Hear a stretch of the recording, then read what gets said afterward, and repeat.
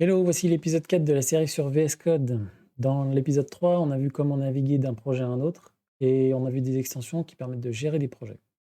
Là, on va voir comment naviguer dans l'interface avec le clavier et on va ensuite voir comment on navigue dans un projet et enfin à l'intérieur des fichiers. Si vous apprenez des choses au cours de cette vidéo ou si vous avez aimé les précédentes, merci de le faire savoir en faisant tout ce qu'il faut, en s'abonnant, les pouces bleus, tout ça. Donc pour naviguer maintenant dans l'interface, vous connaissez CTRL-B pour afficher et cacher la barre latérale. Ce raccourci ne permet pas d'avoir le focus sur la barre latérale, notamment si on a l'explorateur de fichiers. On peut se balader une fois qu'on a le focus dessus. Pour ça, il faut appuyer sur CTRL-0. Alors là, vous voyez CTRL étoile, mais c'est parce que je suis en clavier Bepo et en Bepo, l'étoile est sur le 0 et c'est ça qui l'affiche, mais c'est bien CTRL-0 que VS Code comprend. Pour revenir à l'éditeur, on va faire CTRL-1. Et vous imaginez que s'il y a CTRL-1, il y a aussi CTRL-2. Alors, quand est-ce que ça sert le CTRL-2? Ça sert quand on a plusieurs groupes d'éditeurs. Je vais reparler des groupes d'éditeurs plus tard. Là, je peux diviser ma fenêtre en deux groupes d'éditeurs avec le raccourci CTRL-C, CTRL-CCDI. Et là, j'ai un groupe d'éditeurs à droite, c'est le 2. Si je veux revenir sur le premier, je vais faire CTRL-1. CTRL-2, CTRL-1, CTRL-0. CTRL-0, ça affiche la barre latérale, quel que soit ce qui était affiché dans cette barre latérale, si elle est cachée. Et CTRL-0 une deuxième fois, ça donne le focus. Maintenant, on va voir comment naviguer parmi les fichiers. Une fois qu'on a la main sur ici, sur l'explorateur de fichiers, on peut ouvrir et fermer des répertoires avec la touche espace. Avec la touche entrée sur Windows et Linux, ça va faire la même chose sur le répertoire. Sur Mac, ça va faire un renommé. Les flèches à droite sur un dossier, ça va ouvrir le dossier. La flèche de gauche, ça va fermer le dossier. Donc on peut, comme ça, naviguer à l'intérieur de l'arborescence avec les flèches. Une fois qu'on a le fichier qu'on veut afficher, on peut appuyer sur espace. Et là, vous voyez que dans ce groupe d'éditeurs-là, le titre reste en italique. Et surtout qu'on a gardé le focus sur la barre latérale. Si maintenant j'appuie sur Entrée, sur Windows ou Linux, sur Commande espace sur Mac, ça va afficher le fichier dans le dernier groupe d'éditeurs, donner le focus dessus, et donc on va perdre le focus sur la barre latérale. Maintenant, une fois qu'on a plusieurs fichiers dans ce groupe d'éditeurs, on peut naviguer de l'un à l'autre avec CTRL-Tab. CTRL-Tab fait apparaître toute la liste de tous les fichiers de ce groupe d'éditeurs. Si je veux passer à l'autre, CTRL-2, et là, j'ai qu'un seul fichier dans ce groupe d'éditeurs.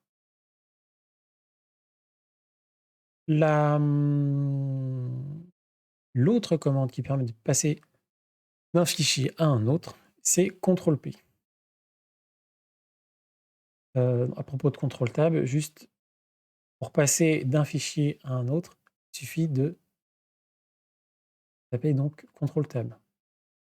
Ça arrive assez souvent qu'on doit travailler sur deux fichiers différents. Et donc, c'est sympa d'avoir ce raccourci CTRL-Tab, CTRL-Tab. On peut aussi avoir une liste de fichiers récemment ouverts avec CTRL-P. On peut ensuite se balader avec les touches, les flèches. On peut aussi se balader avec CTRL-P plusieurs fois. Et on peut faire Shift-CTRL-P pour naviguer dans l'autre sens. Et donc, CTRL-P P, CTRL PP, ça fait à peu près la même chose que CTRL Tab. Pourquoi à peu près? Parce que là, si je fais CTRL P jusqu'à package JSON, j'ouvre le package JSON dans ce groupe d'éditeurs, même s'il est ouvert ici. Maintenant, CTRL P est autrement plus puissant que afficher, que de permettre d'afficher juste la liste des fichiers. On peut aussi faire ce qu'on appelle la fuzzy search, c'est-à-dire qu'on peut chercher un fichier par son nom et ou son répertoire en tapant quelques lettres du dit fichier. Donc par exemple, c'est pas super heureux comme voilà, DEU, ça fait apparaître tout ce qui contient DEU, même s'il y a des lettres entre le D et le E et le E et le U, et donc ça fait apparaître tous les debugs. Pas très important à la fuzzy search, super utile. Ensuite, pour chercher dans le projet, si ce n'est pas le nom du fichier qu'on connaît, mais uniquement une partie de son contenu, on va faire Shift-Ctrl-F. Et là, ça va afficher, je pense que ça vous savez, la recherche dans la barre latérale.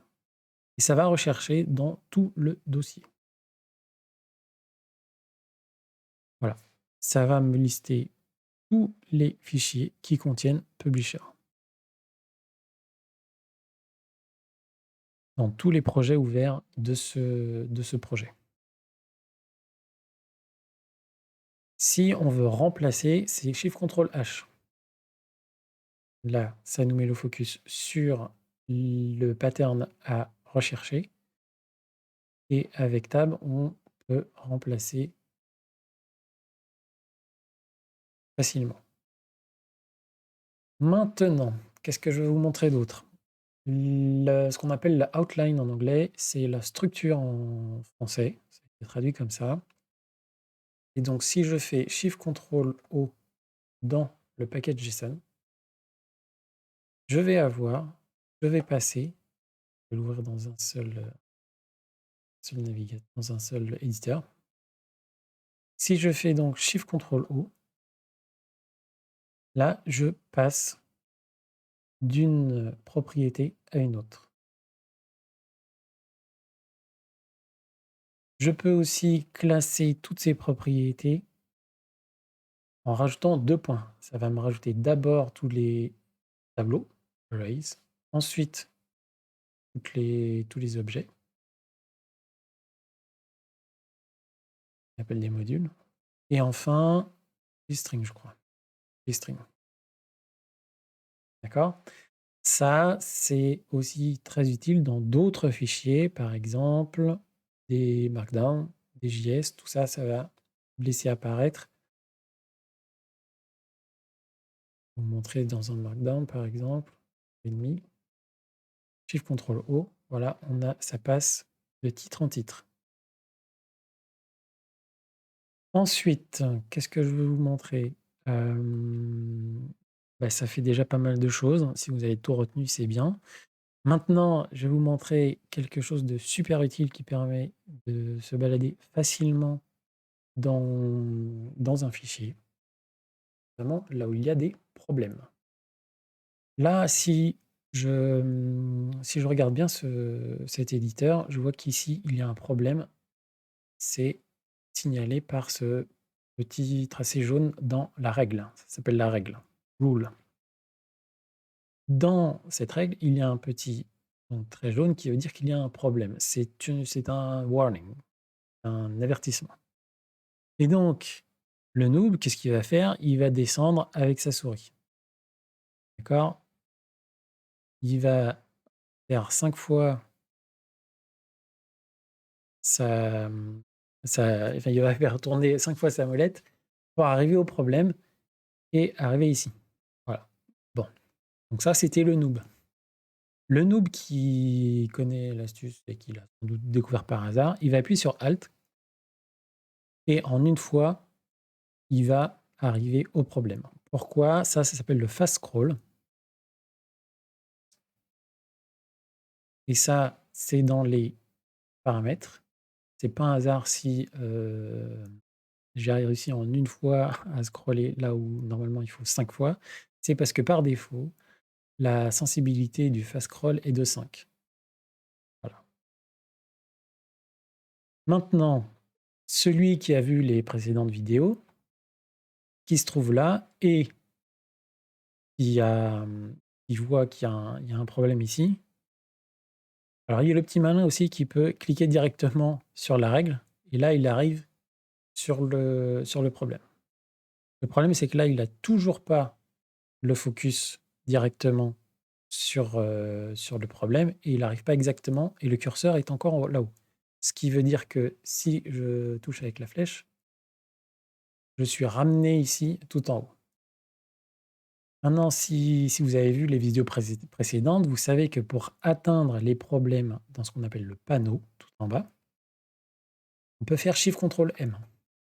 Et donc là, on a tous les problèmes affichés. Et si j'appuie sur Entrée, je suis directement sur le problème avec le problème sélectionné. Et donc là, si je fais une fausse manip, j'efface tout. Maintenant, le ninja, qu'est-ce qu'il fait? Et F8. Et non seulement il arrive directement, mais en plus, il n'y a pas de sélection. Il arrive directement sur le problème avec le curseur exactement au bon endroit, sans sélection. Donc là, si jamais j'écris quelque chose, c'est vraiment pas grave. Et en plus, on a une explication du problème. Vous voyez qu'ici, c'est un avertissement, c'est jaune. Si on a ici une erreur, je vais me mettre ici, comme ça sera plus visible, je pense. Beaucoup plus visible. Ici, j'ai une erreur. Et ici, j'ai une erreur. Ce que va faire F8, c'est qu'il va d'abord aller sur les erreurs, d'abord sur la première erreur, ensuite sur la deuxième erreur, et ensuite seulement il va passer aux avertissements. Voilà, et ben c'est tout pour aujourd'hui. La prochaine fois, on va voir commencer à voir Emmet et ESLint. À bientôt. Et n'oubliez pas de cliquer sur s'abonner et j'aime.